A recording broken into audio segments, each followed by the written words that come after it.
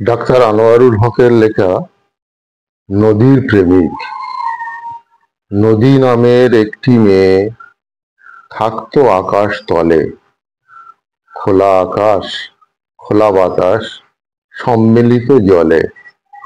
গাংচিলেরা উঠত সেথা, শিকার শিকার মন, নদীর বুকে খামচে দিত, ধরতে অফুরন।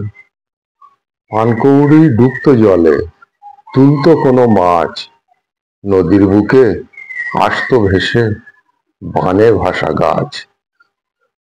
যান ভাসাতো মাঝিরা সব, হুঁকোয় দিয়ে টান, রূপোর ইলিশ ধরতে গিয়ে ধরতো মাটির গান। নদীর জীবন বদলে গেল, আবর্জনা ভাসে, মিলের মালিক গরল ঢেলে লাভের আশায় হাসে। 18তে পা দেওয়া এক তরুণ তুর্কি এলো, কলম দিয়ে দূষণ রোধে অস্ত্র তুলে নিল।